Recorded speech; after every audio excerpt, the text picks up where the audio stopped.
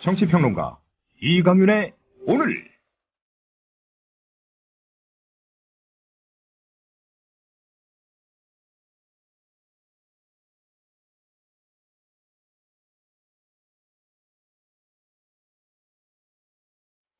안녕하십니까, 이강윤입니다. 1월 30일 금요일 시작합니다.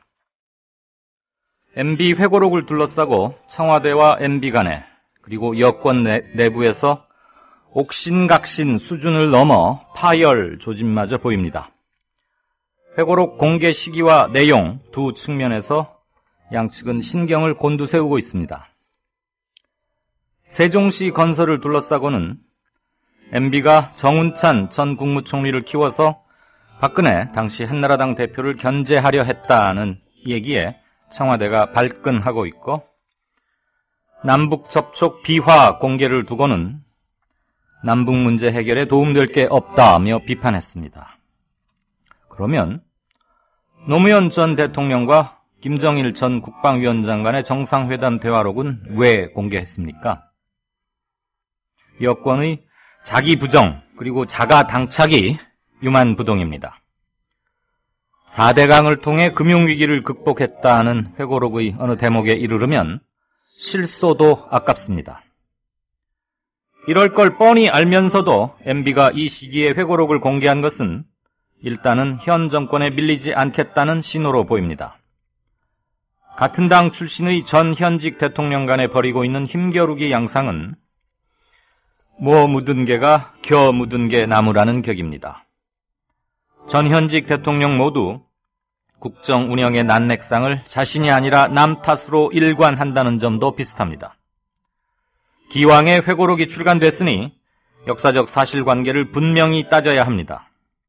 이명박 전 대통령은 책 한 권 내놓고 자화자찬할 게 아니라 사자방 비리 관련 국정조사에 당당히 응해서 회고록이 그냥 회고록이 아니라는 걸 입증하십시오. 청와대와 여당도 MB가 회고록 정치를 한다고 볼멘 소리만 할 게 아니라 전 정권의 실정 의혹을 가리는 국정조사에 적극 나서십시오. 국민이 알고 싶은 것은 어느 쪽의 허물이 더 큰지가 아니라 사실 그 자체입니다. 잠시 후 시작합니다. 여기는 아름다운 물의 도시 여수. 마음으로 보고 들으며 나만의 느낌표를 찾아간다. 몸과 마음이 쉬어가는 곳, 우리를 살맛나게 하는 곳, 아름다운 여수로 오세요. 삶이라는 여행이 더 행복해집니다. 포털 검색창에 여수시를 검색하세요. 청춘이란 깊은 샘물에서 오는 신선한 정신, 유약함을 물리치는 용기, 안위를 뿌리치는 모험을 뜻한다. 시인 사무엘 울만의 말입니다. 1994년 300여 명의 회원으로 시작한 참여연대는 20년이 지난 지금 14,000명 회원을 가진 한국의 대표적인 시민단체로 성장했습니다. 시인의 말처럼 참여연대는 앞으로도 청년의 마음으로 활동하겠습니다. 성역 없이 감시하고 비판하겠습니다. 더 좋은 세상을 위해 두려움 없이 도전을 멈추지 않겠습니다. 국민TV 청취자 여러분, 20살 청년 참여연대와 함께해주세요. 회원가입은 홈페이지 peoplepower21.org, 전화는 서울 723-5300번입니다. 시민의 힘으로 운영되는 단체, 참여연대는 정부 지원금을 받지 않습니다. 네, 5시 35분입니다. 뉴스 브리핑 받으실 시간이죠. 송명훈 씨 나와 계십니까? 네, 안녕하십니까. 안녕하세요. 네. 이완구 총리 후보자 분당 땅 투기 의혹 해명은 했는데 오히려 의혹은 더 확산 일로인 것 같아요. 네, 뭐 애초에 본인이 그 장인장모의 토지 매입 당시에 전혀 연관이 없었다고 했었는데요. 네. 그 장인의 토지가 거래됐던 시점에 그 주변 토지 100여 필지 중 13필지가 동시에 매입이 된 걸로 돼 있는데요. 그 매입자들 수 상당수가 이 후보자와 관련이 있는 사람으로 추정되는 보도가 나왔습니다. 13필지요? 네네. 그러면 어마어마한 규모인데. 그래서 그 주변에 있는 땅들의 뭐 상당수가 그날 하루에 거래가 이루어졌다는 건데, 특히 주목을 받고 있는 사람은 이 후보자와 같은 국회 재경위 소속의 이모위원회 20대 3남매가 공동 구매로 2필지를 구입을 한 건이 있었고요. 네. 또 주변 기업인들 알던 기업인들 3인, 그러니까 충남지사 시절 그 후원금을 많이 냈던 그 지인들인 기업인들 3명도 주변 토지를 구입했다고 합니다. 예. 그것도 같은 날에요. 예. 그래서 이런 그 전례를 봤을 때 이런 단체 거래가 굉장히 특이한 거래이기도 하기 때문에 당시 재정경제위 소속에 있던 그 이 후보자가 사전 정보를 통한 그 집단 투기 행위를 한 것이 아닌지 주변 경로에 대한 그 구입 경로에 대한 엄밀한 조사가 있어야 될 것으로 봅니다. 예. 특히 주변 부동산업자들은 당시에도 투기 정보가 돌았는데 20배가량은 가격이 오른다는 소문이 있었다고 증언을 했어요. 예. 근데 15년이 지난 지금 그 땅은 실제 20배의 가격이 오른 상태에서 차남의 명의가 돼 있습니다. 예. 그리고 이 두 아들들에 대한 그 재산 의혹도 추가로 지금 제기가 되고 있는데요. 예. 이 장남인 36세 아들은 이 후보자 소유의 그 도곡동 아파트에 주소지가 돼 있는데 무직이라서 뭐 예금을 비롯한 모든 재산이 한 푼도 없다고 공개를 했어요. 예. 근데 현재 미국에 유학 중이고 교수를 준비하고 있다고 하는데 그런 사람의 재산이 한 푼도 없다. 예. 이건 좀 이상하게 받아들여지는 부분이고요. 예. 어제 병역 면제 의혹을 공개한 차남도 이 국내 아주 유명 로펌이죠. 김앤장의 변호사로 근무를 하고 있는데 뭐 친에게 증여받은 그 20억대 지금 분당 토지 이외에는 독립생계를 하고 있다는 이유로 재산 공개를 거부하고 있습니다. 네. 근데 이제 주소지는 장담과 같은 이 후보자 소유의 아파트에 주소지를 두고 있어요. 예. 그러니까 아버지의 아파트에 두 아들들이 살고 있는 거고 두 아들들은 특별한 재산이 없는 걸로 등록이 돼 있는 거죠. 예. 그래서 지금 최근까지 뭐 5억여 원의 증여세와 재산세를 납부하고 있다는 차남이 실제적으로는 어떤 그 숨겨진 재산이 더 있는 것 아니냐. 거기에 대한 공개를 해라 하고 하는데 이제 그 독립생계를 이유로 해서 그 공개를 거부할 수 있는 게 현행 법의 그렇죠. 그 절차라고 하네요. 재산 공개를 거부할 수 있습니다. 네. 전 비속의 경우에는 본인이 동의하지 않으면 아버지가 아들의 재산 상황을 강제로 공개할 수는 없죠. 네, 현행법에는 그렇게 되어 있는 건 맞습니다. 또 여기에 이제 2007년에 이 후보자가 충남 도지사 시절에 그 금품 수수로 친동생이 구속된 사건이 있었는데요. 그 당시에 그 천안 청담지구 아파트 사업에 지방 공기업이 참여할 수 있도록 승인해준 사실도 새롭게 지금 구설수에 오르고 있습니다. 네. 그래서 그 당시에 그 금품 수수로만 인정됐던 그 거래에 의해서 만들어진 아파트 조합은 현재 1,000억 원대 손실을 보는 아주 실패한 사업으로 되어 있는데요. 예. 그 당시에 외지 업체가 들어올 수 있도록 하는 과정에 이완구 후보자는 자기는 절대 동의한 적이 없다고 했는데 실제로는 직접 결제를 해준 것으로 나타나서 예. 또 한 번 위증 논란에 휩싸일 사건으로 발전할 것 같습니다. 위증이니까 한 2건쯤 되네요. 최소한. 재산 관련 하나, 지금 이거 승인 결제권 하나 해서 말이죠. 뭐 파내기 시작하면 얼마나 더 많은 게 나올지 모르겠습니다만은 예. 현재 이런 그 토지권에 대한 투기 의혹만도 사실에 접근해 있는 것 같고요. 예. 청와대가 이 검증 부실이라는 비판을 무시하고 임명을 강행할지도 그 결과가 좀 주목됩니다. 그나저나 청와대가 이런 걸 알고도 임명했는지 모르고 뭐 임명을 했다가 지금 고구마 줄기 캐도 이렇게 줄줄줄 나오는지 말이죠. 이완구 씨 같은 경우에는 전번 정권에서도 총리 후보자로 거론이 됐던 사람이기 때문에 약 4, 5년 이상 충분한 검증할 시간이 있었기 때문에 청와대에서 이거에 대한 내용을 전혀 몰랐다고 보기에는 좀 무리가 있지 않나 싶은데요. 그렇겠죠. 재판장은. 이건 뭐, 재산 관계는 그냥 기초 서류만 떼봐도 다 나오는 거니까. 네네. 그다음에 소유자 변동 과정만 봐도 장인, 아들 이렇게 나오니까 이거 들여다보지 않았다면 그게 이상한 거죠. 그런데 문제는 야, 이 정도야 뭐 되겠어? 라고 별 문제 없다고 생각하는 그 기준, 도덕 기준, 뭐 이게 지금 비판을 받지 않을까 싶어요. 아마도 최악 안에서 차악을 선택하다 보니까 이완구 후보자 정도면 훌륭하다고 판단하지 않았나 이런 생각도 드는데요. 예, 그리고 이게 며칠 사이 어제 오늘 특히 또 뉴스에서 갑자기 뜨던데 이른바 크림빵 교통사고 그 용의자가 네. 자수를 했죠. 근데 뭐 네네. 처음 알려진 것처럼 BMW 승용차가 아니고 다른 그 국산 승용차 윈스톰 차량을 네. 몰다가 그 윈스톰 차량을 몰던 사람이라고요? 네네. 사실 이거는 그 경찰은 애초에 CCTV 확보에 실패를 해서 그 거의 수사가 진행이 못 되는 안타까운 상황이 아닌가 했었는데 예. 네티즌들이 나서서 이 사건을 거의 해결했다고 봐야 됩니다. 우선 사건 개요부터 좀 처음 듣는 분도 계실 테니까. 네, 지난 10일 오전 1시 30분경에 청주시 도로에서 이제 지금 윈스톰으로 밝혀졌습니다만 그 차량을 몰고 그 신원불명의 차량이 그 강모 씨를 치고 도주한 혐의를 받았는데요. 네. 강모 씨는 그 29세 가장으로 임신한 아내에게 크림빵을 사다 주다가 네네. 그 참변을 당한 것으로 해서 그 동전론과 함께 그 국민적 분노를 일으켰었는데 네. 당시 경찰은 그 주변 CCTV를 확인을 했습니다만은 그 사고 차량이 대로로 달아났을 것으로 판단을 하고 실제로 엉뚱한 차량을 영위선상에 올려놓고 조사를 하고 있었습니다.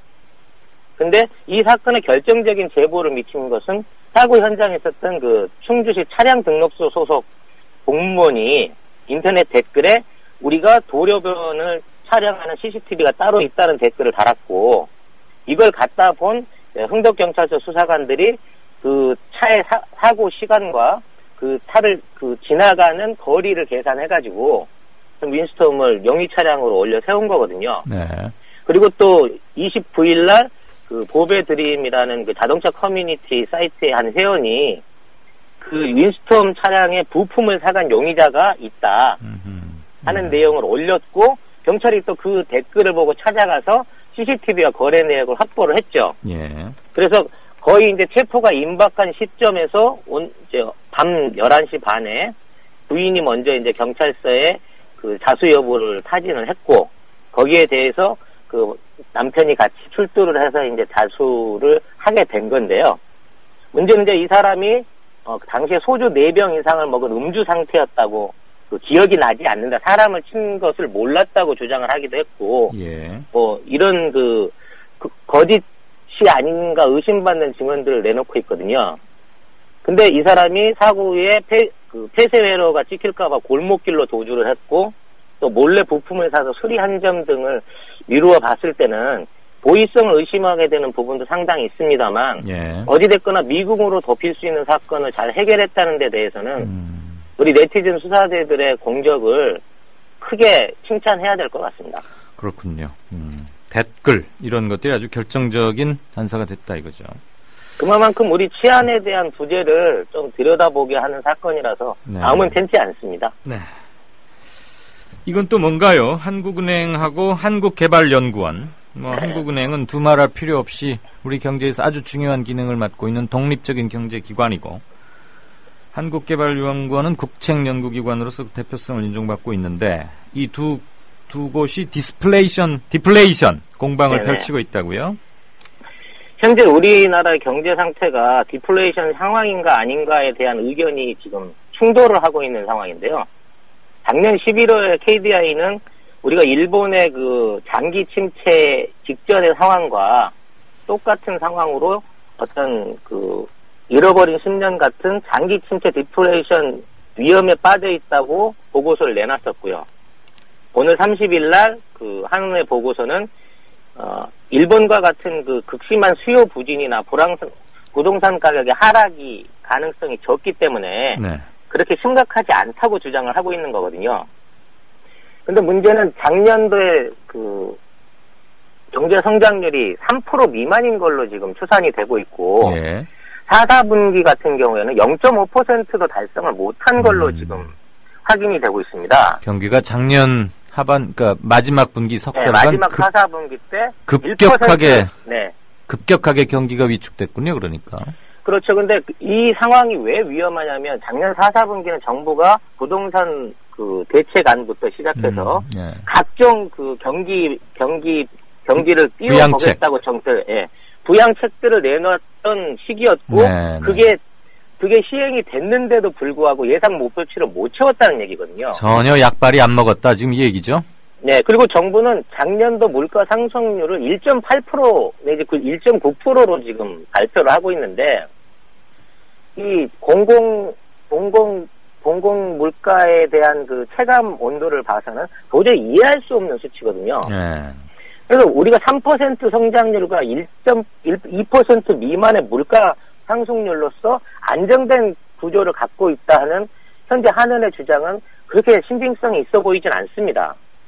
그리고 이런 한은의 주장이 왜 제기되느냐 하면은 지금 계속해서 금리 인하에 대한 압박을 받고 있기 때문에 아직 금융정책에서 통화량을 늘려나기 위한 통화정책 대응을 본격적으로 하지 않으려고 하는 한은의 의도가 섞여 있는 거거든요.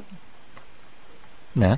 뭐 중장기적으로는 현재 그 우리 경제 위험성에 대한 그러니까 토지 그 부동산 가격의 하락이라든지 국제 교역의 그 심각한 저해, 수출의 감소 이런 것들이 1월달 월말 결산에도 나타나고 있는 상황이기 때문에 조만간 KDI든 한전이든 어느 한쪽은 자신들의 잘못을 인정하고 예. 어떠한 형태로든 통화 정책을 바꾸든 아니면 뭐 부양책을 추가로 쓰든 경기 활성화를 위해서 노력해야 될 시기인 것만은 사실인 것 같습니다.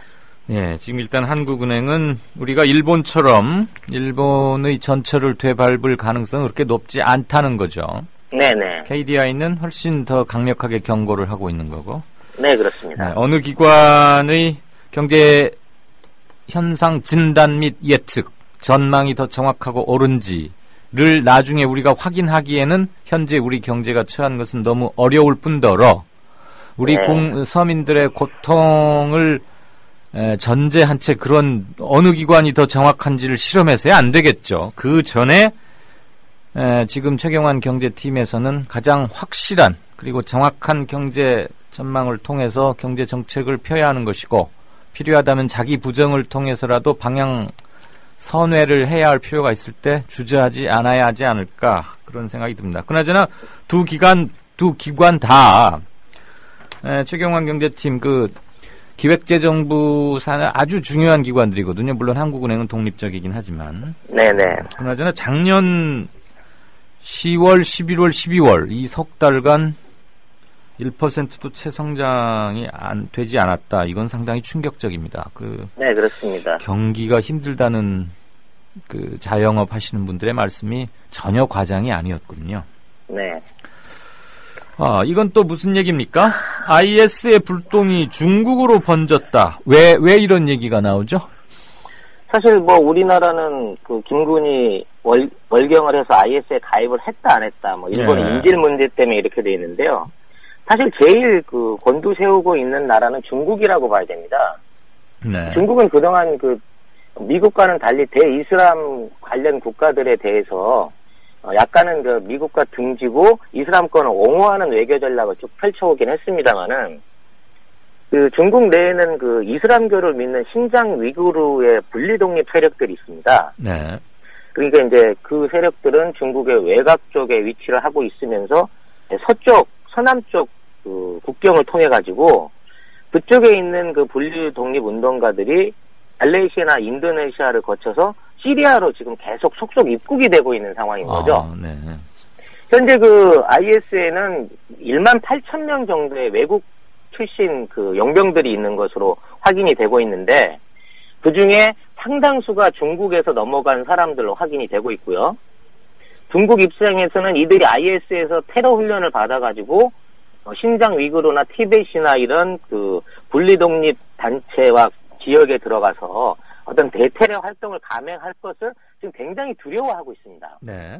그래서 그동안은 그 IS에 대한 제재나 어떤 특별한 그 외교적인 그 반론을 내세우고 있지 않던 중국이 최근에 외교부장이 직접 나서서 IS를 직접 공습할 수도 있다. 이런 그 언급을 하기 시작했거든요. 이것은 형식적으로는 시리아나 이라크에 투자하고 있는 유전이나 뭐 중국의 시설물들을 보호하기 위한 것이라는 명분은 있지만 실제로는 IS가 연계해서 홍콩이라든지 신장, 티벳, 몽고 등지의 어떤 소수민족들을 선동하는 어떤 자치운동에 대한 어떤 사전 경고 내지는 그 싹을 꺾기 위해서 네. 어떤 그 무력 조치로 대응을 하지 않을까 하는 걱정이 되는 부분이 있거든요. 그랬을 때 중국 내에서 과연 어떠한 소요 사태나 내전이 아닌 뭐 국지전적인 상황이 일어날 수 있는 걱정도 네. 어느 정도 가능성이 있어 보이고 점점 그 가능성이 커져가는 상황입니다. 알겠습니다. 마지막 뉴스 한번 보죠. 우리나라 대기질에 중국이 뭐 아주 큰 영향을 미친다는 건 너무들 많이 알고 있고, 이제 곧 봄이 되면 또 황사 때문에 굉장히 고통을 겪을 것으로 보이는데, 근데 뭐 중국 무슨 그 환경 관련해서 우리의 환경부쯤에 해당하겠죠? 중국 환경보호부가 어떤 뭐 새로운 걸 뭐 내놓고, 그래서 우리도 좀 대기질 관련해서 신경을 써야 될 것 같아요. 이 소식 좀 정리 좀 해볼까요? 네, 그 중국 환경보호부는 그 이례적으로 관료나 군 출신이 아닌 학자 출신의 그 천진잉 칭화대 총장을 새로운 그 환경보호부장에 임명을 했습니다. 우리로 말하면 환경부 장관이 된 거죠. 예. 네, 그동안은 이제 전문가가 아닌 일반 관료가 승진했던 데 비해서 이거는 굉장히 파격적인 인사라고 볼 수 있습니다. 네. 뭐 이분은 그 영국 임페리얼 칼리지 대학에서 그 박사학위를 전공한 중국의 손꼽히는 환경 전문가라고 하는데, 지금 중국의 그 스모그라든지 대기 환경 상황이 세계 최악의 수준을 가지고 있거든요. 예. 그래서 아마 전문가를 통한 어떤 공세적인 대응을 예고하는 것 같기는 한데, 사실 안타깝게도 이게 국내 오염 문제가 이게 단기간에 해결되기는 굉장히 어려울 것으로 봐집니다. 네.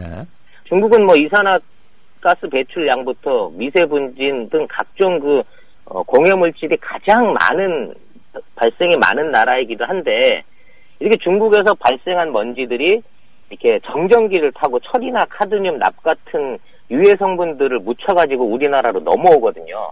정전기하고 결합이 돼서. 그렇죠. 공기 중에 있는 정전기를 통해서 그 유해 물질들, 그러니까 단순한 미세먼지에 철이나 카드뮴, 납 같은 독성 그 폐기물들이 달라붙는 거죠. 예. 더군다나 그러니까 우리 한반도 쪽으로 오는 공기의 유통 경로 그 중간에 만주 동북 지역의 공장지대, 거기를 통과하면서 더 뭐 심각해진다는 얘기는 들었는데, 이런 게 다 묻는다 이 말이죠. 예, 그리고 거기에 이제 황산염이나 그 다른 유기물, 또 이번 뭐 병원균 같은 것도 달라붙게 되는데요. 예. 이러한 그 미세먼지들이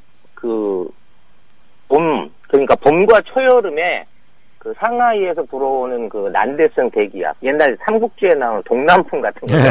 네. 그 바람을 타고 편서풍 경로를 타고 우리나라에 집중적으로 날라 들어오게 됩니다. 이제 얼마 안 있으면 그런 먼지들이 날라 들어오고 있을 텐데, 현실적으로는 물리적인 방법으로 그 오염된 대기를 차단할 수 있는 방법이 없어요. 그래서 뭐 중국 정부가 강력한 친환경 정책으로 자국을 깨끗하게 해줘야 우리도 그 피해를 안 받는데, 그러한 효과가 나타나게 될 때까지는 수년 이상이 걸릴 것 같고요. 최소한 그런 단계가 오기 전까지라도 국내 환경부와 어떤 기상청이 정확한 예보라든지 거기에 관련된 전망 감시, 그리고 뭐 꾸준한 개선 요구를 중국 정부에 해주기를 기대해야 되겠습니다. 그 새로 임명된 칭화대 총장 출신의 천진잉 환경보호부장, 뭐 좀 신통한 영향력을 발휘할까요? 단편적인 예로 이런 예를 한번 들어보고 싶은데요. 중국은 이번에 OECD 정상회담을 하면서 베이징의 대기가 나쁘다는 그 말을 듣지 않기 위해서 베이징 지역 500km 안에 있는 모든 공장을 보름 동안 세웠습니다. 그런 정도로 마음만 먹으면 굉장히 강력한 억제책을 할 수 있는 나라가 전체주의인 그 중국의 특성이거든요. 그래서 이거는 그 국가의 어떤 의지가 달려있는 부분이고, 시진핑 정부가 강력하게 추진하고 있는 사안이기 때문에. 그런데, 네. 그런데 그 보름간 공장 가동을 중지하고 했던 것은 네. 중국 정부가 그 회의가 갖고 있는 상징성과 국제적인 위력 이런 것 때문에 일시적으로 하는 거지. 중국이 한반도를 위해서 동북 지역의 공장지대의 공장을 가동을 중지시키고 그러겠어요? 더군다나 환경부 장관 하나 바꿨다고 그런 게 우리가 그런 걸 기대하면 오히려 너무 과한 기대 아니겠습니까? 그러니까 단기간에 바꿔지기는 힘들지 몰라도 네. 중국 대도시라든지 주변 국가들에 있는 어떤 환경 압력에 대한 효과가 확실히 드러날 정도의 어떤 변화는 네. 분명히 보여줄 수 있을 것으로 기대가 되고요. 새 장관한테 네. 우리가 힘을 많이 실어줘야겠군요. 네, 중국말 잘하시는 분은 이메일이라도 보내서 격려 문자 하나씩 해주시면 좋을 것 같습니다. 그러면 이메일 주소도 함께 알려주셔야지. 네. 자, 네. 네, 지금까지 뉴스 브리핑 송명훈 씨였습니다. 고맙습니다. 네, 감사합니다. 미디어 협동조합을 아시나요? 우리는 정치 권력에 눈치 보지 않습니다. KBS, MBC와 달리. 다만 수만 조합원의 통제를 받습니다. 우리는 광고 자본에 의존하지 않습니다. SBS와 달리. 다만 수만 조합원의 조합비로 운영합니다. 우리는 사주가 한 사람이 아닙니다. 조중동 등 족벌 언론과 달리. 다만 수만 조합원이 주인입니다. 그래서 미디어 협동조합이 만드는 국민TV, 국민라디오, 국민TV 뉴스는 가장 순도 높은 뉴스를 선사하고 있습니다. 조합원으로 함께해 주십시오. 조합원 가입과 문의는 홈페이지 국민.tv 또는 서울 전화 3144-7737로 하시면 됩니다.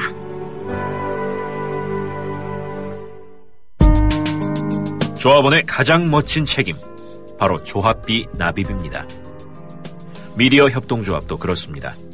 월 11,000원의 조합비 납입자, 늘고는 있지만 아직 절반 수준입니다. 혹시 잊으셨나요? 자동 납부는 가장 편리한 방법입니다. 홈페이지 국민.tv로 들어오셔서 신청하실 수 있습니다. 더 신속한 처리를 원하시면 mediacoup12@gmail.com 혹은 서울 3144-0933으로 연락주세요. 저희가 친절하게 도와드리겠습니다. 미디어 협동조합은 조합원 여러분의 조합비의 무게를 실감하고 있습니다.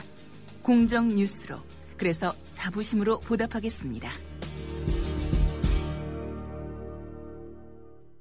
네, 5시 59분 막 됩니다. 게시판 좀 살피고 다음 코너로 넘어가죠. 워렌 버핏 67조님. 자타가 공인하는 경제 전문가시죠, 이분. 중국 환경부 장관 교체. 석탄 연간 36억 톤 소비를 줄여야 석유, 가스, 쉐일, 가스 개발로 이런 것들을 통해서 석탄을 대체하자 이거죠. 그리고 전기차도 확대시키고. 네. 난 청취자. 내가 청취자 이 말씀이신지 어려울 난자, 청취하기가 좀 어렵다 이 뜻인지는 모르겠습니다. 한글로만 보면. 왜냐하면 아래 사운드 비교표를 참고해달라 이런 말씀 같은데 대체적으로 왜 국민 라디오 사운드, 그러니까 볼륨이 음량이 타 방송에 비해서 전체적으로 좀 작은지 신경을 좀 써주십사 이렇게 담당 엔지니어님께 전한다고 말씀을 주셨습니다. 그러지 않아도 어제 처음 파일 업로드 시킨 거요. 그거는 조금 음량이 작은 것을 우리 담당 PD가 바로 인지를 해서 퇴근 후 집에서 부랴부랴 이렇게 손을 봐서 조금 음량이 강화된 걸로 다시 올리긴 했습니다. 그런데 요 며칠간 좀 소리가 특히 작다라는 말씀을 여러분께서 주셨거든요. 저희도 그 원인은 찾는데 아마 특별히 작아야 할 이유가 없다고들 얘기를 하세요. 그리고 커다란 방송국처럼 이렇게 엔지니어분이 아예 전담하듯이 계시고 그러는 건 아니고 프로그램을 맡고 있는 PD들이 이렇게 이제 조정도 하고 그러는데 이 전 프로와 다음 프로 사이에 조금 뭐가 그 정조라고 하나요? 방송 용어로, 기술 용어로. 그 과정에서 조금의 볼륨 게이지가 좀 만져질 수는 있다곤 하는데 방송 전에 늘 체크를 하니까 특별히 작을 이유를 좀 찾기가 힘들다, 이런 말씀들을 하십니다. 저도 참 중간에서 답답하기도 하네요. 혹시 지금 들으시는데 영 듣기가 좀 사납다, 너무 작다 이러시면 기탄 없이 좀 올려주십시오. 뭐 지역하고 관련이 있을까 싶기는 합니다만, 만약에 지금 어디 외부의 트인 공간에서, 그러니까 주변에 소음 같은 게 많이 섞일 수밖에 없는 공간에서 듣고 계신다면 아무래도 작게 들리시긴 하겠죠. 그리고 또 실내에서 더군다나 이어폰을 사용해서 들으시면은 그런 건 잘 못 느끼실 것 같고요. 그런데 그냥 PC나 핸드폰으로 그냥 일상적인 정상적인 상황에서 듣는데 너무 작다, 불편하다, 성가시다 이러신 분께서는 견해 주시면 어떻게든 최대한 해보겠습니다. 이 볼륨 가지고 자꾸 이러면 참 신경 쓰여서 듣기 싫어지는데 말이죠. 네. 오케이 마리님. 투기 정보 소스가 아마 이완구 총리 후보자 건을 두고 얘기하신 것 같습니다. 투기 정보 소스가 누군지부터 밝혀야 한다. 대표적으로 이명박 서울시장 재임 시 뚝섬 팔아먹을 계획을 세우면서 자신에게 호의적인 언론사 기자들에게 투기 소스를 제공했었다. 그걸 자랑이라고 컬럼으로 올린 기자 아무 개가 있을 정도다. 그랬습니까? 저 이 컬럼은 못 봤네요. 오케이 마리님, 방송 듣고 계신다면 이거 검색이 가능하시다면 하나 좀 올려주셔도 어떨까 싶습니다. 아무튼 그런 사례가 있을 정도로 정계, 재계, 언론이 아주 깊게 썩었다. 인사청문회 이런 것만 당해서 부랴부랴 하지 말고 수시로 이런 것들은 조사를 해서 쳐내야 한다. 네, 그렇죠. 당연하죠.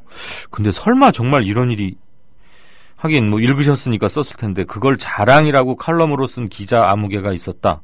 허허. 정직한 겁니까? 뭡니까? 아니면 아예 도덕성이 마비가 돼서 이 컬럼으로 써도 괜찮고 그게 자랑거리로 여겨질 수 있다고 생각을 했단 말이죠. 충격적입니다.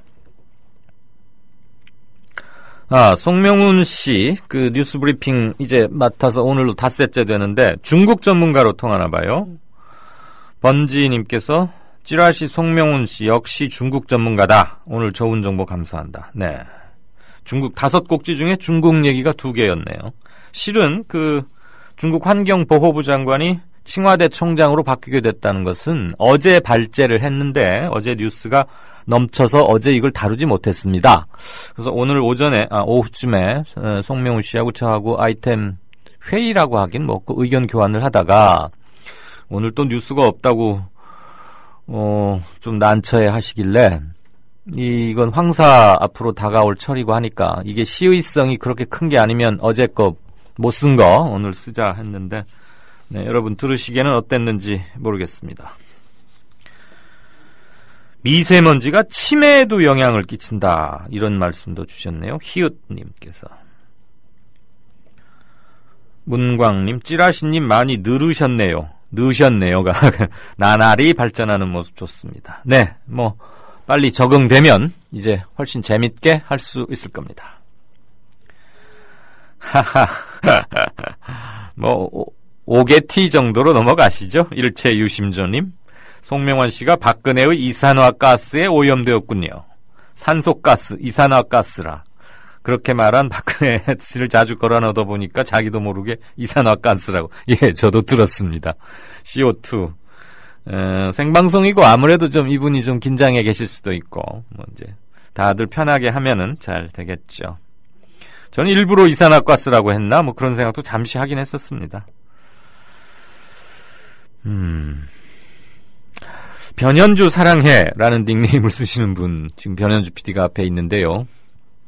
중금속이나 미세먼지, 중국에서 날라오는 그것도 걱정이지만 결정적으로는 원자력 발전소가 더 문제라고 본다. 혹시라도 만에 하나 원전 사고가 나게 되면, 그렇죠. 후쿠시마에서 났던 거는 편서풍을 타고 태평양 쪽으로 날아갔다곤 하지만 물론 바다, 해, 수 중으로 버려진 원자력 방사성 오염물질 이런 것들은 광범위하게 퍼져가고 우리도 당장 영향을 좀 해산물 같은 것을 받고 있는데 만약에 중국의 만주, 그러니까 중국의 동북부인 우리로 보면은 옛날 만주 고토 그 부분에 굉장히 많은 원자력 발전소들이 있는데 최소한 지금 지도 올려주신 거 보니까 우리 쪽 접경하고 있는데 뭐도 한 10기 가까이 되지 않나 싶어요. 얼핏 보니까. 만약에 여기서 사고가 나면 그것은 바람 영향상 우리가 아주 직격탄을 맞게 되는 거죠. 네. 경각심 환기해 주신 변현주 사랑현님 고맙습니다.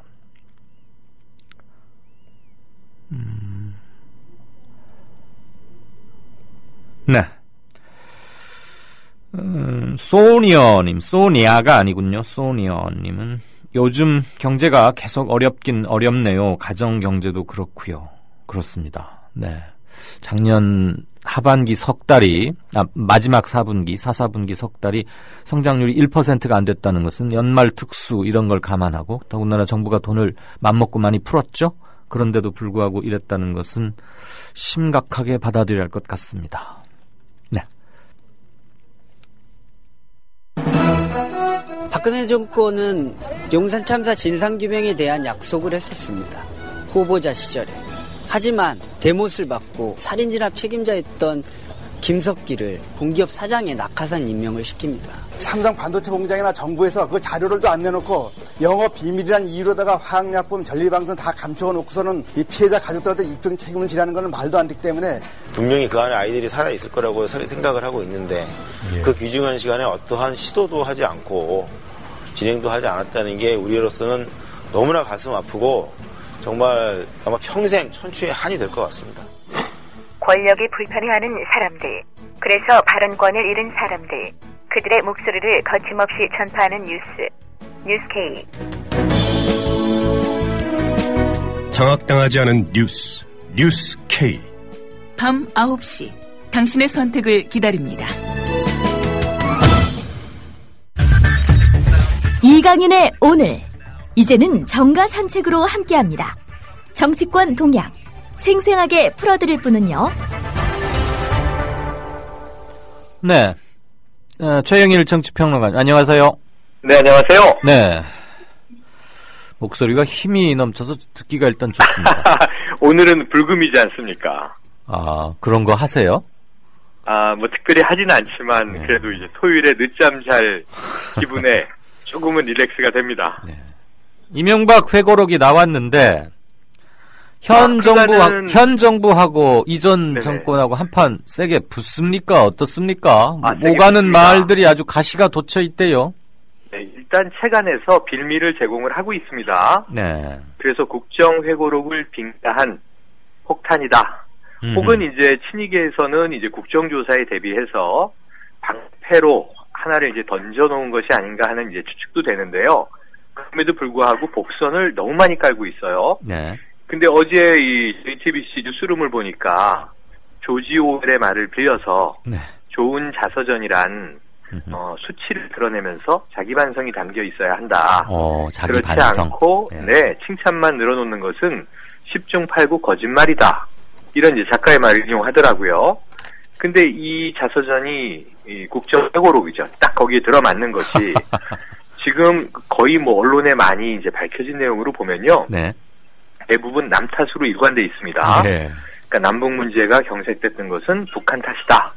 5번이나 찾아왔으나 응해주지 않았다. 네. 그리고 마치 이제 정형화된 이 정상회담 계산서를 들이미는 것 같았다. 하면서 이제 뭐 100억 불 요구, 50만 톤 쌀 요구 이런 얘기를 밝혔고요. 네. 거기서 더 나가서 이제 중국 지도부 원자바오 전 총리와 나눴던 이제 이야기들도 나와 있고 한데요. 네. 이런 외교 비사 문제들을 퇴임 후 2년밖에 안 됐는데 다 이게 오픈을 하고 있어서 사실은 외교상의 결례다. 중국 지금 지도부나 혹은 이제 북한 측에서도 네. 굉장히 이제 좀 난감해할 수 있고 노할 수 있는 사안이다. 그렇다면 이제 뭐 본인들이야 집권에서 손을 놨습니다만 이 정권 재창출이 됐든 정권 교체가 됐든 다음 정부는 어떻게 하라고 이런 것을 이제 막 까발리나 하는 이제 푸념들이 벌써 나오고 있고요. 예. 사실 청와대와 각을 세우는 부분은 이제 국내 정치 부분인데요. 요런 대목 한번 인용해 드릴게요. 이제 지난 그 세종시 수정안을 이제 MB 정부에서 밀어붙이려고 했을 때 강력하게 반대한 것이 바로 박근혜 당시의 대표인데 네. 그 이유는 정운찬 총리의 대망론 때문이었다. 정운찬 이 대권 주자를 견제하기 위해서 결국은 정부가 추진하는 이 세종시 수정안에 반기를 든 것이다. 이런 이제 해석을 내놓고 있어요. 네. 이것은 해석인데 오늘 이 대목에 대해서 이례적으로 전임 대통령의 국정 회고록 책 한 권에 불과한데 청와대는 논평을 내놨습니다. 심히 유감이다라고 하는 얘기를 했죠. 네. 이 박근혜 대통령의 이제 어떤 진정성이나 약속을 지키는 정치인으로서의 스타일을 모르느냐, 어떻게 그러한 일을 그렇게 해석을 할 수 있느냐, 그렇게 오해했다는 것에 대해서 유감이다. 이런 이제 민경욱 대변인의 논평이 있었거든요. 표현이 유감이지 매우 불쾌해서 경고하고 싶고 뭐 그랬겠죠, 속으로야.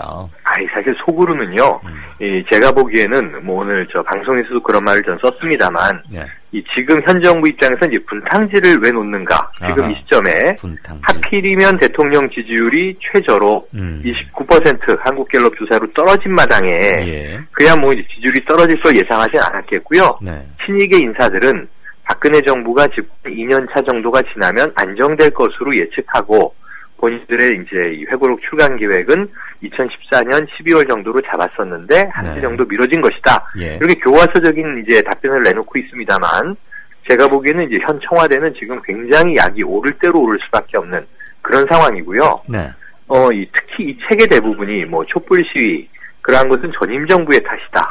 한미 FTA를 이제 날치기 처리할 수밖에 없었던 것은 야당 협조하지 않았기 때문이다. 뭐 당연한 얘기들을 이제 화살을 외부로 돌리는데요. 네. 핵심적인 이 총구는 결국은 박근혜라고 하는 인물과 친박 그룹을 겨냥하고 있는 것이 거의 확실해 보입니다. 네. SNS에 어떤 패러디가 도는지 아세요? 뭐죠? 이 책의 표지가 지금 나오고 있는데 대통령의 시간 이렇게 돼 있거든요. 두 줄로. 그 앞에 지금 7자를 써넣은 책 표지가 패러디로 도는데요. 왜 하필이면 대통령의 7시간 이렇게 해석될 수 있는 제목을 달았을까? 참으로 절묘하다. 이건 네티즌들의 전 아주 이 재미있는 재치와 위트라고 봅니다만. 그렇습니다. 대단한 재치네요. 네. 그럼에도 불구하고 그 7자를 붙여놓고 보니까 또 그렇게 읽힐 수도 있네. 이게 뭐 친이계들의 장난인가 하는 음모론까지도 생각은 미칩니다. 근데 어쨌든 중요한 건 이제 국정에 대한 시각과 내용인데 이 부분이 아직 출간된 건 아니고 내일 모레 주말을 지나서 2월 2일 월요일을 기점으로 하필이면 또 새누리당 원내대표 경선이 있는 날 서점가에 이제 다 출간돼서 배포가 되는데요. 그렇죠. 제가 보기에는 이제 이 친박 그룹 현 이제 청와대를 옹호하는 그룹들은 앞으로 당이 만약에 유승민 이제 원내대표가 탄생하는 경우에는 이 미래 권력과 현재 권력의 각축이 강화될 것으로 보여지는 시점에 어찌 보면 죽은 권력이 지금 뭐 다시 살아난 미이라처럼 재등장을 한 겁니다. 지금 이제 이 청와대는 좀 샌드위치가 돼 있다고 할까요? 물론 친이계 대부분이 지금은 이제 비박계에 속해 있습니다만 어쨌든 전임 정부와 현 정부의 갈등 그리고 현 정부와 이제 미래 권력을 지향하는 당내 세력의 갈등, 지금 이제 이러한 부분들이 어떻게 흘러갈지, 지지율은 올라갈 가능성은 참 희박해 보이는데요. 박근혜 정부 큰일 났다. 회고록 책 한 권에 또 폭탄을 맞는구나. 이런 생각이 드는데요.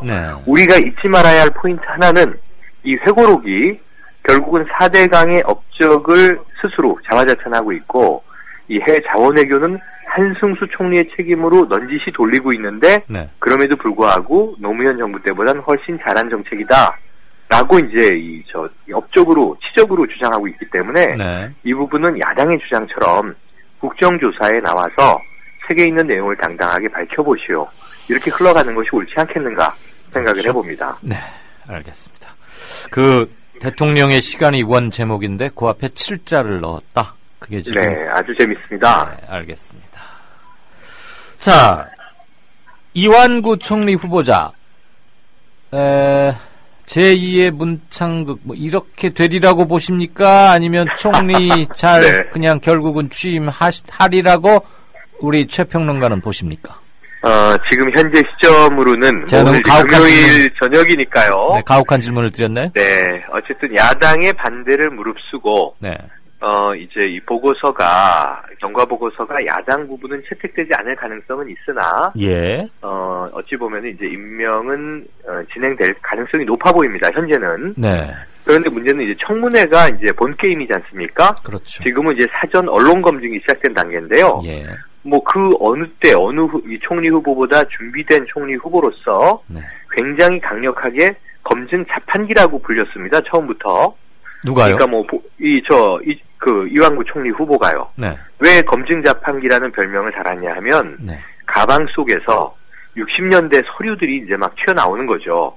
그러니까 당신의 병역 비리에 대해서 해명하시오. 왜 일병제대 했습니까? 네. 건강에 이유가 있었습니다. 마라톤을 뛸 정도로 이제 건강했지만 그때 병을 앓고 나서 제대 판정을 받았습니다. 그리고 이제 차남의 병역비 나왔죠. 네. 그 다음에 또 이어서 이제 뭐 여러 가지들, 특히 이제 이 처가댁의 막대한 재산을 상속받았는데 그것을 차남에게 증여를 하고 이 몇 년간에 걸쳐서 세금을 분납하면서 정말 이 결점을 남기지 않으려는 노력들이 돋보였습니다. 초기에는. 그런데 네. 문제는 이 준비된 총리 검증 자판기라고 불리던 분이 이제 이 일주일 만에 허물어지기 시작하는데요. 문제는 2000년 그 이후 막대한 부동산 투기 의혹이 지금 제기되고 있는 거죠. 네. 이 총리실과 합동 대응단들이 지금 움직이고 있으면서 거기에 대한 대응 논리들을 개발하고 지금 계속 언론에 유포하고 있긴 하거든요. 네. 그래서 그것이 위법적으로 뭐 정보를 얻진 않았다라든가 여러 가지 이야기들을 해명하고 있습니다만. 그런데 오히려 해명을 들을수록 의혹이 더 커지는 것 같아서. 맞습니다. 해명을 들을수록 의혹이 커지고 있습니다. 이런 얘기입니다. 2000년대에 장인의 돈으로 이제 외국에서 의사생활하다가 돌아온 장인의 돈으로 좋은 땅을 잡아주겠다라고 하고 본인이 나서서 이제 이 판교 신도시로 개발이 될 당시에는 그냥 임야에 가까웠던 이제 목초지였는데요. 그런 땅들을 구매를 합니다. 네. 그런데 이제 또 땅 주인이 이 두 필지를 구매하라고 해서 본인의 재산은 모자랐다고 하면서 이 고향 지인 강모 씨를 끌어들여서 2명의 명의로 땅을 삽니다. 네. 그런데 이 강모 씨는 몇 달 후에 땅을 또 되팔고 빠집니다. 예. 네, 그래서 이게 굉장히 그로부터 땅을 산 시점으로부터 2달 후에 판교 신도시 개발 계획이 발표되거든요. 예. 그러면서 이제 현지에 있는 부동산 업자의 이야기로는 1년에 더블씩 뛰었다라고 이야기를 해요. 예. 그리고 그것은 투기가 아닐 수가 없다라고 이제 부동산 전문가들이 이야기합니다. 그런데 어제 또 이거는 이 보수지인데요. 채널A 동아일보 단독 보도에 따르면 네. 그 땅을 산 날짜에 네. 13명이 동시에 그 일대 땅을 콩으로 산 거죠. 세상에 그게 말이 됩니까? 말이 안 되죠. 이게 아무리 투기라고 하더라도 조직적으로 움직이지 않았다면 예.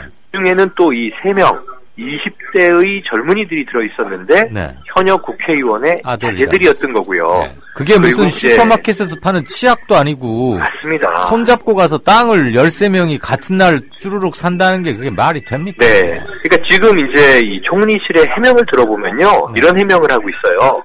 이미 다 퍼져 있는 정보였고 네. 이 소위 부동산 디벨로퍼라고 불리는 부동산 기획 컨설턴트들이 그렇게 이제 이 통으로 그 다음에 7월 1일부터 공시지가가 올라가니까 6월 29일을 매매 날짜로 정해서 네. 일괄적으로 모집한 투자자들을 한꺼번에 계약 추진한 것이다라고 이야기를 하고 있는데요. 네네.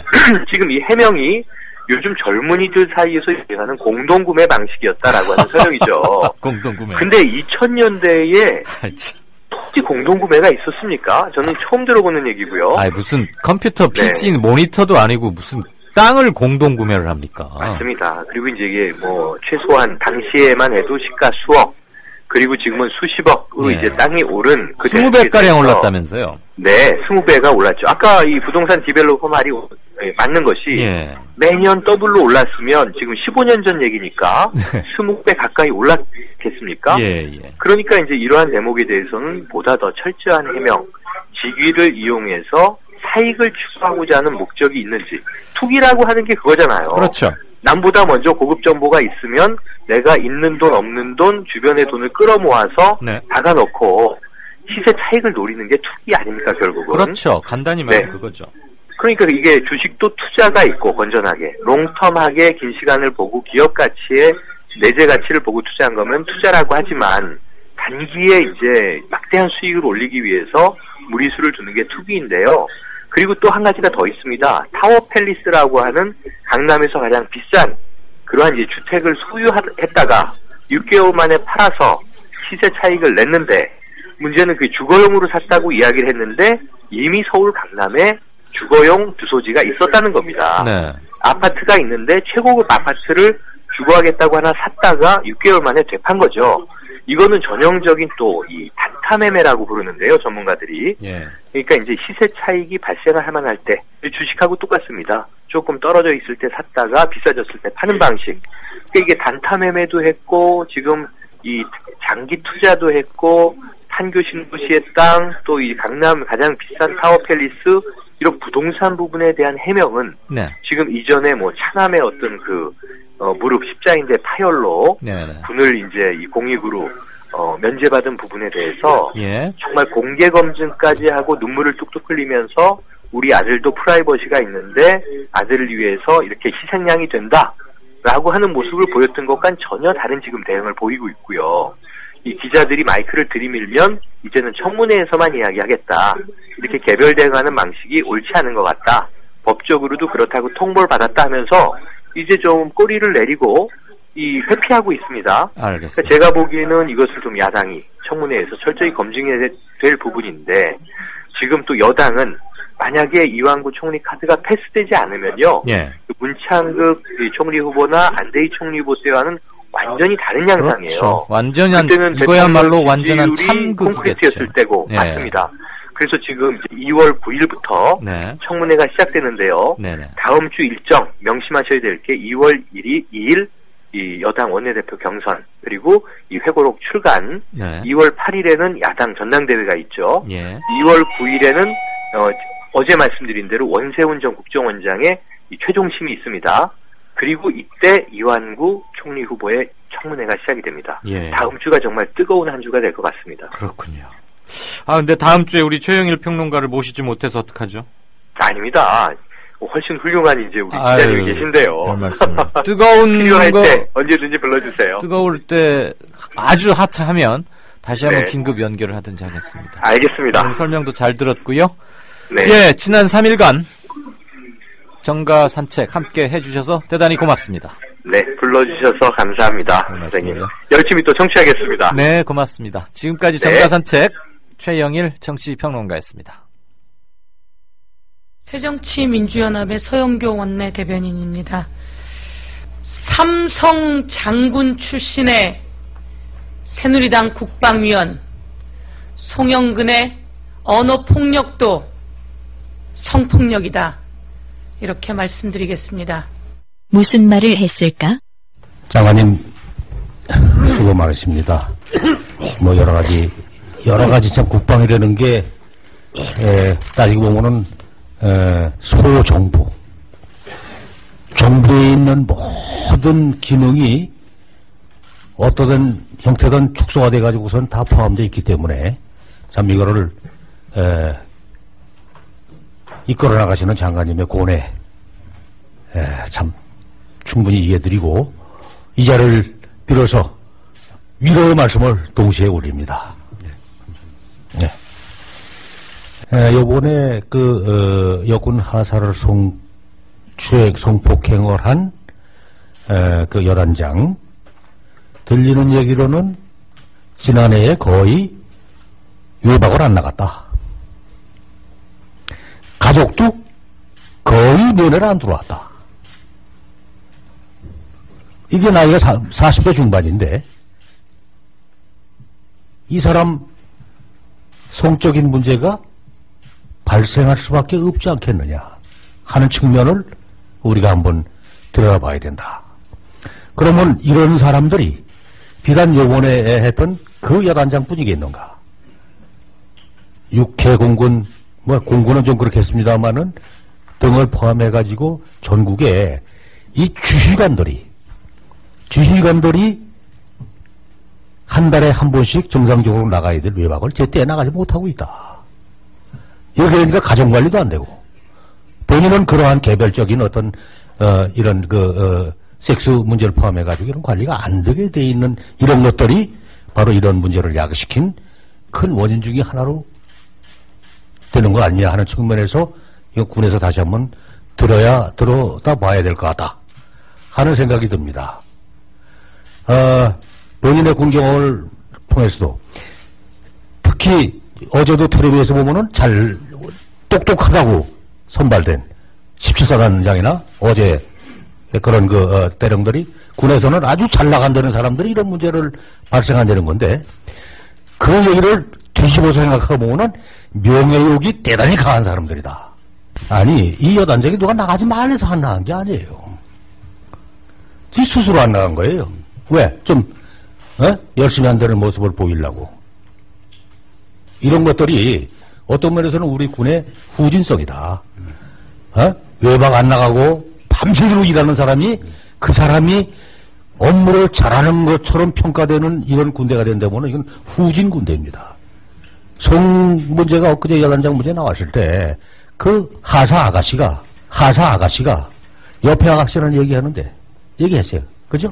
예. 한 방에 있는 룸메이트한테 얘기했는데 제도적으로 이거를 억지수할 채널이 없었다는 거예요. 그죠?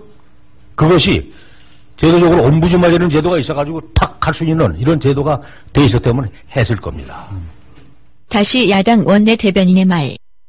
바로 이런 생각을 갖고 있는 송영근 의원과 같은 군 장성이 만들어 놓은 군 문화가 이런 군인들의 폭력, 여군들이 고통스럽게 당하는 폭력, 이런 폭력 문화를 만들어 놓은 것은 아닌지 심히 의심스럽습니다.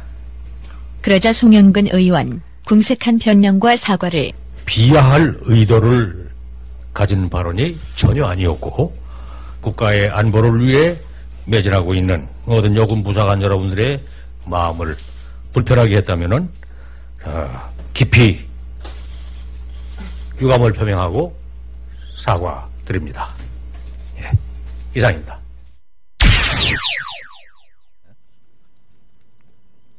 네, 6시 28분 됐습니다. 진짜 인터뷰 시작하죠.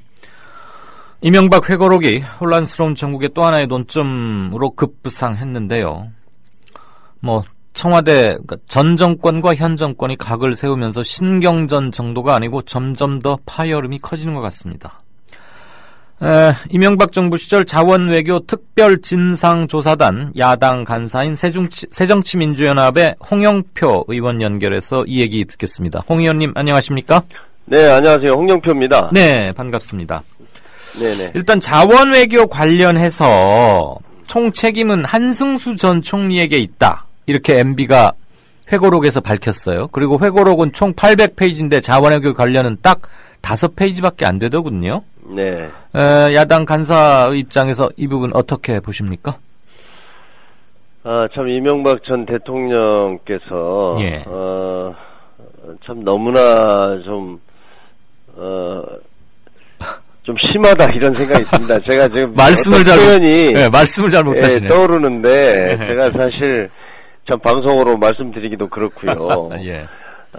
참 이렇게 한 나라를 이끌었던 대통령이 남 탓으로 모든 것을 돌리는 것을 보면서 참 씁쓸합니다. 네. 씁쓸하다는 소회만으로는 어쨌거나 좀 이게 이명박 대통령께서 한 일에 대해서 사실 자원 개발뿐만 아니라 모든 문제들에 대해서 남탓만 하고 있지 않습니까? 예.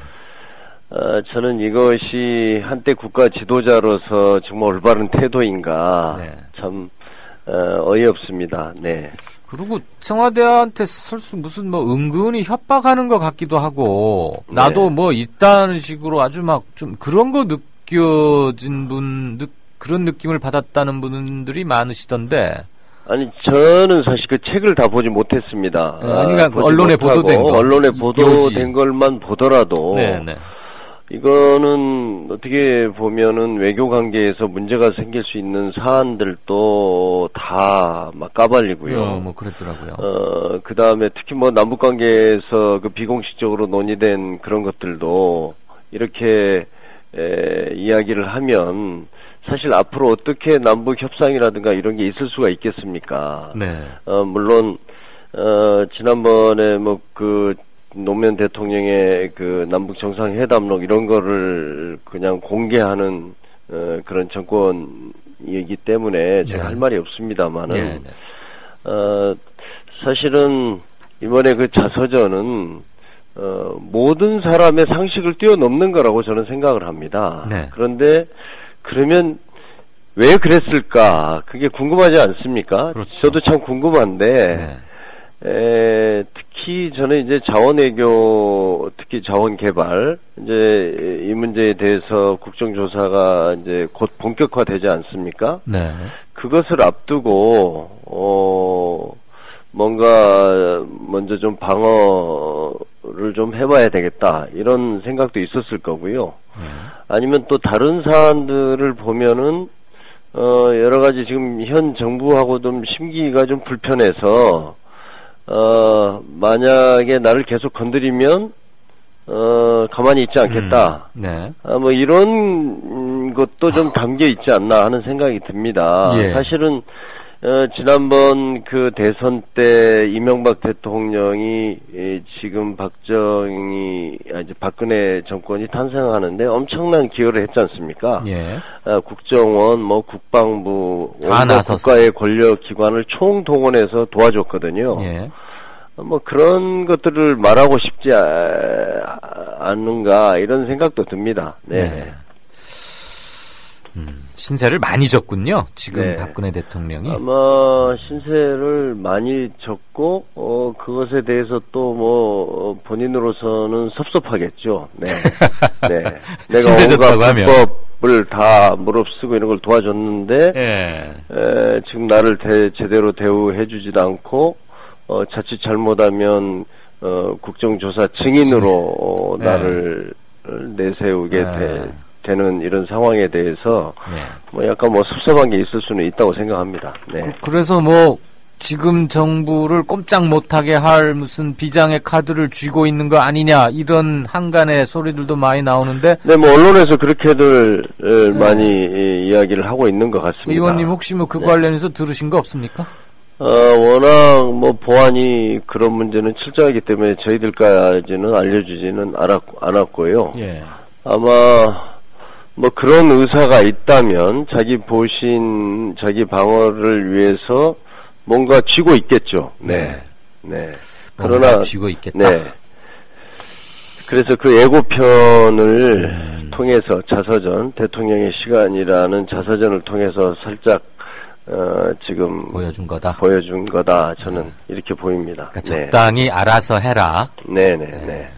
참 그냥 이거 흥미거리로만 볼 문제는 실은 아닌데 말이죠. 네, 그렇습니다. 네, 그나저나 네. 자원외교 관련해서 일단 몇 가지 얘기를 좀 더 나눠보죠. 네네, 거기 간사를 맡고 계시고 하니까. 네. 한승수 전 총리가 실은 거의 다 했다. 나는 MOU 4건인가 밖에 사인 안 했다. 뭐 지금 이런 게 그 회고록의 한 대목인데 이렇게 총리한테 전가시키는 이유 뭘 것 같아요? 혹시 국조특위에 출석하지 않으려고 미리 뭐 이렇게 한자락 깔고 그런 거 아니냐 이런 시각도 있던데요. 뭐 그렇게밖에 보이지 않습니다. 우선 지금까지는 자원 3사가 알아서 한 것이다. 뭐 이런 입장을 가지고 있었는데 일단은 뭐 한승수 전 총리까지 이제 나왔으니까 마지막 한 명 남은 사람은 이명박 대통령이라고 생각합니다. 그런데 사실은 그 소위 VIP 자원 외교라고 해서 45건의 MOU가 있습니다. 그 중에서 28건을 이명박 전 대통령이 직접 체결했습니다. 그리고 이명박 대통령의 친형인 이상득 전 의원이 11건이고요.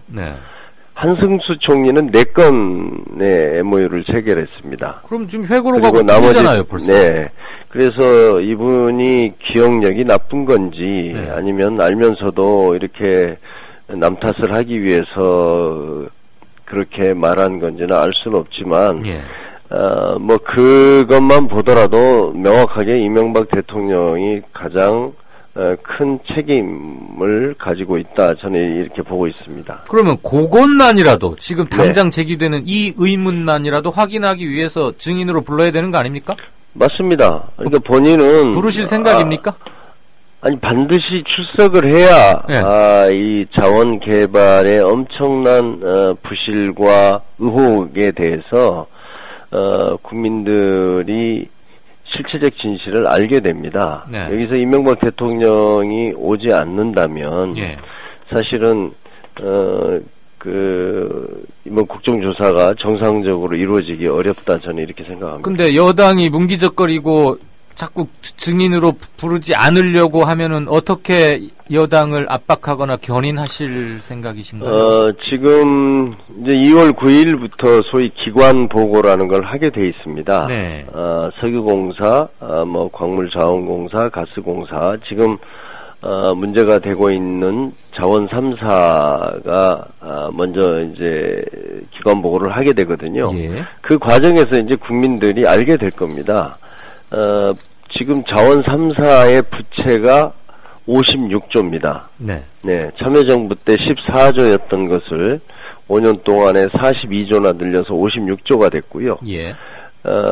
그러다 보니까 이 3사는 지금 굉장히 심각한 경영 상태에 있습니다. 그러니까 예를 들어서 광물자원공사나 가스공사는 이미 국제신용기관에서 투자 부적격 회사로 이렇게 분류가 돼서 금융시장에서 돈을 빌리기도 어려운 상태가 됐습니다.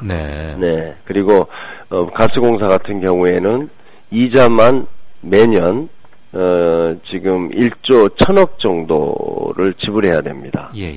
그러니까 회사를 정상적으로 운영하기 어려운 상태죠.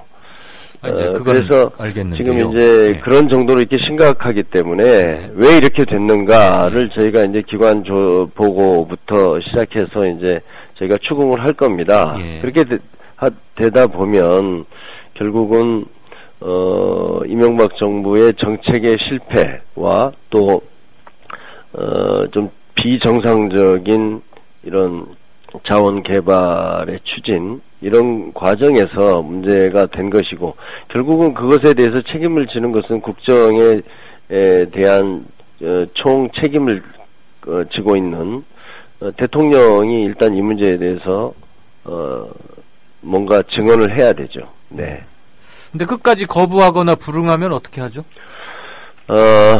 저는 이제 지금 박근혜 정부도 사실은 큰 책임이 있다고 생각합니다. 이 문제는 이미 작년이든 재작년이든 이게 얼마나 자원 개발로 인해서 문제가 심각한지 이런 것들을 파악을 했다고 생각하거든요. 근데 이것을 축소하고 은폐하고 이러는데 한 역할을 해왔고 특히 새누리당 같은 경우도 이제 앞으로 봐야 되겠습니다만은 국정조사를 통해서 성역 없이 실체적 진실을 밝힐 수 있도록 협조를 해야 된다고 생각합니다. 그렇지 않다면 저는 공동의 책임으로 우리 국민들이 심판할 것이다 이렇게 보고 있습니다. 이명박 전 대통령을 증인으로 소환하는데 여당이 문기적거리면 공동 정범이다, 공범이다. 그렇습니다. 그냥 나 공범하고 말래. 그러고 문기적거리다가 내년 선거에 가서는 또 뭐 울면서 코스프레하고 뭐 하고 이렇게 또 문기적하고 넘어가려면 어떡하죠? 저희도 사실은 걱정입니다. 아시겠지만 19대 국회에 들어와서 민간인 사찰, 국정원, 뭐 댓글 사건, 그 다음에 최근에 그 세월호, 한 5번 정도의 국정조사가 있었는데, 한 번도, 이게 정상적으로 국정조사가 진행이 돼서 성과를 낸 사례가 없습니다. 그렇죠. 그래서 여쭤본 그렇기 거예요. 때문에 아주 상습적으로 이렇게 국정조사를 무력화시키는 네. 그런 사례들이 많았습니다. 네. 특히 새누리당은 이것에 대해서 국민들이 준엄한 경고를 하고 예.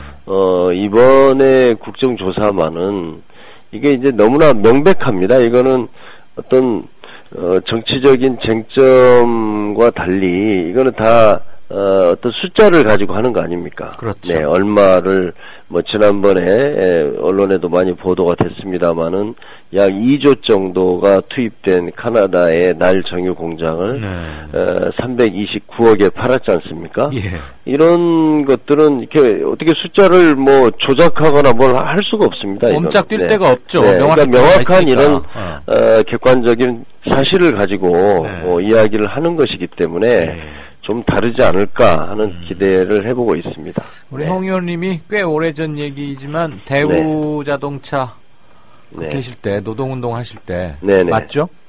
그때는 아주 혁혁한 분이었으니까 이번에 좀 그 활약상을 청취자분들과 함께 기대해 보겠습니다. 아무튼 이 자원개발 문제는 제가 이제 산업위로 옮겨서 이 문제를 새롭게 시작했습니다만 정말 분통이 터지는 일입니다. 이렇게 국민들이 내 혈세를 이렇게 탕진하고 할 수 있나? 하여튼 그래서 이번 국정조사에서 그것을 명확하게 밝히고 다시는 이런 일이 일어나지 않도록 책임 있는 사람에게 책임을 묻고 철저한 대책을 세우는 것 이것이 과제라고 생각합니다. 예, 자원외교 관련해서요. 산업자원통상부 맞죠? 이름이 긴데 거기서 경제부총리한테 보낸 자료하고 새누리당 소속의 노영민 의원한테 야당 의원한테 보낸 자료하고가 영판 달라요. 네네 다릅니다. 이거는 대단히 큰 문제 아닙니까? 어떻게 지금 바로잡고 꾸짖으실 생각이십니까? 사실 저희들이 지금 어려움이 지금까지 투자된 총 자원 개발 관련한 비용이 약 41조고 이것과 관련돼서 한 31조가 더 들어가야 됩니다. 그럼 대개 한 72조인데 이거는 사실 몇 개 회계법인이 동원돼서 이걸 다 분석하고 해야 되는데 사실 저희들이 국회에서 보좌관 몇 명 데리고 지금 함께 하고 있거든요. 그래서 이제 사실은 이런 자료들을 작년도 국정감사 때부터 계속 요구를 해왔습니다만은 내놓지 않았습니다. 그리고 이거를 찔끔찔끔 이렇게 주다 보니까 저희들이 그걸 다 하나씩 개별 사안을 분석하고 전체적으로 이제 이거를 맞춰가는 단계인데 거기서 말하고 있는 소위 총 회수율 이런 개념은 회계학적으로 이게 통용이 되지 않는 겁니다. 이번에 새로 만든 개념이라면서요? 네, 그렇습니다. 그거는 뭐냐면 앞으로 지금 어렵지만 10년 후에 벌 거다 이런 건데요. 두 가지 점에서 문제가 있습니다. 하나는 이미 하베스트 날 정유 공장 같은 경우 매각을 해버렸지 않습니까? 네, 매각을 해버렸고 그 다음에 지금 아무리 10년 후에 20년 후에 잘 된다 할지 모르지만 지금 자원 3사의 재무 구조를 보면은 이 회사들은 그 무렵에 가면 다 상장 폐지돼 있어야 합니다.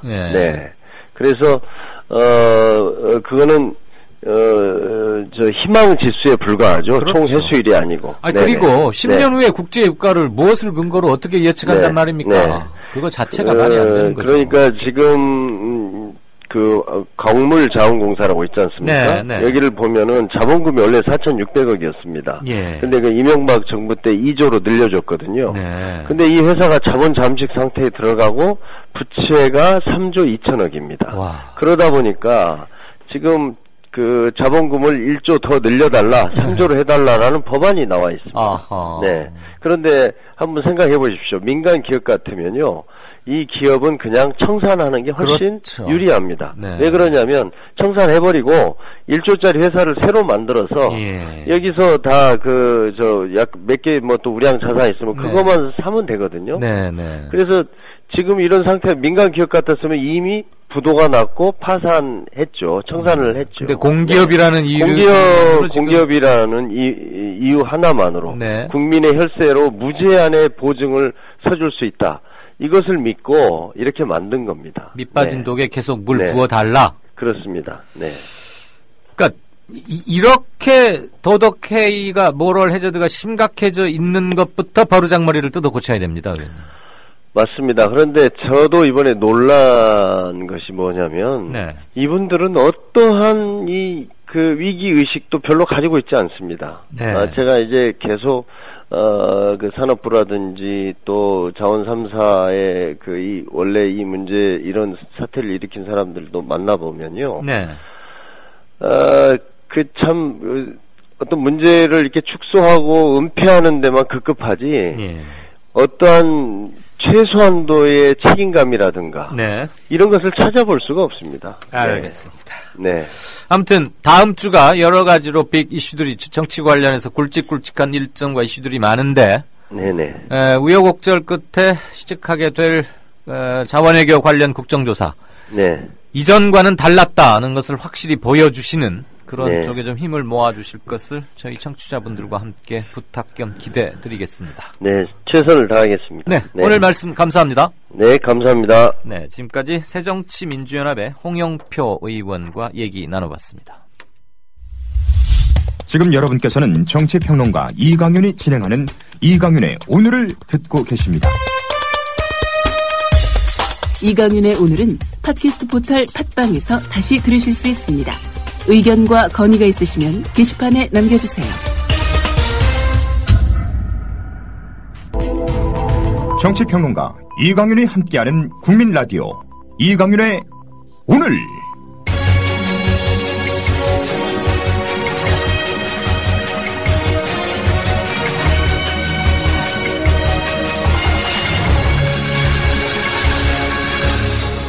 이강윤의 예리한 시각. 이제는 뉴스의 행과 간을 짚어냅니다. 네, 시간이 한 7분가량 남았습니다. 압축적으로 행간을 해보겠습니다.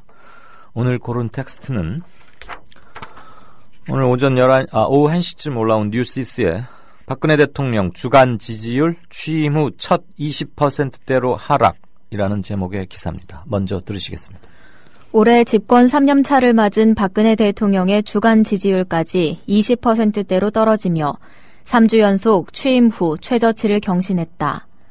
여론조사 전문업체 한국갤럽이 오늘 발표한 1월 넷째 주 주간 정례조사 결과에 따르면 박 대통령이 대통령으로서의 직무를 잘 수행하고 있다는 응답은 29%로 전주 대비 1%포인트 떨어진 것으로 집계됐다.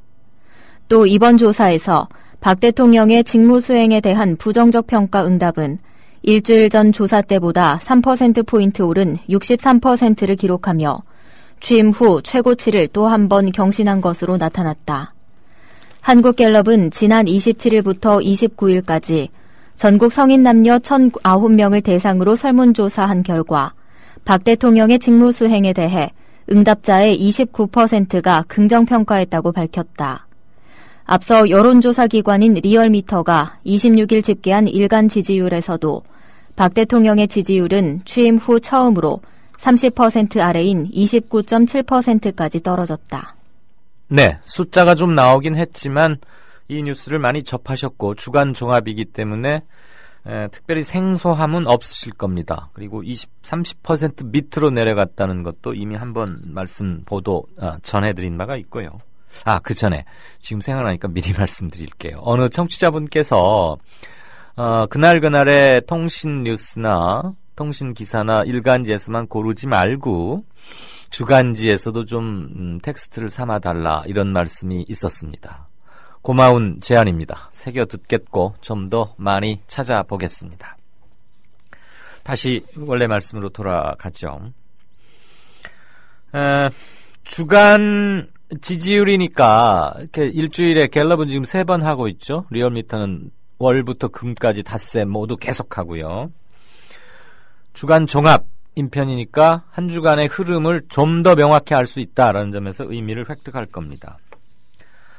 30%가 깨졌다는 건데 그냥 갤럽에서만 그런 게 아니고 물론 두 여론조사 기관이 조사 방법도 다르고 대상도 다르고 시점도 다르고 문항도 다르고 뭐 다 다르니까 30% 밑으로 둘 다 함께 내려갔다는 것에서 어떤 공통점을 찾으려고 애쓸 필요는 없습니다만 어쨌거나 하세 하락 추세라는 것이 대단히 빠르고 강하다는 것은 충분히 확인할 수 있고 공교롭게도라는 말은 빼겠습니다. 두 군데에서 다 30을 깨고 밑으로 내려갔다는 것에서는 일정 부분 우리가 의미를 방점을 두어가면서 읽어야 하지 않을까 싶습니다.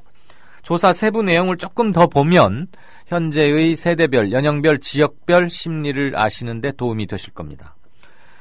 연령별로는 20대의 박근혜 대통령 지지율이 13%로 가장 낮았습니다. 그리고 30대가 18%, 40대 20%, 이렇게 해서 20대에서 40대까지는 모두 20% 이하입니다. 굉장히 낮은 거죠. 50대 지지율은 34%, 60대 이상은 아직 55%입니다. 그렇지만 50대 하락이 굉장히 눈에 띈다는 것은 지난번에도 한번 말씀드린 점이 있기 때문에 오늘 특별히 더 강조를 하지는 않겠습니다. 50대 지지율이 34%밖에 안 된다는 것, 이것은 대단히 의미심장합니다. 지역별로 한번 볼까요? 호남에서 지지율은 18%였습니다. 매우 낮죠. 그리고 서울 23%, 인천, 경기 29%, 그다음에 충청권 28%입니다. 그러니까 중원이라고 할 수 있는 수도권과 박근혜 대통령의 표밭으로 여겨져 왔던 충청권, 특히 이한구 총리 발탁한 것도 그런 배경이 있지 않겠어요? 세종시 때문에 박근혜 당시 한나라당 대표의 인기는 하늘을 치솟았던 것도 회고해 본다면 충청권이 28%에 머문다는 것은 상당히 정권으로서는 신경이 많이 쓰일 겁니다. 그러니까 서울, 인천, 경기, 충청, 그러니까 수도권과 충청권이 모두 다 지지율 평균 하회입니다. 반면에 물론 예상된 거긴 했지만 대구, 경북은 지지율이 41%입니다. 전국 최고입니다. 부산, 울산, 경남 32%입니다.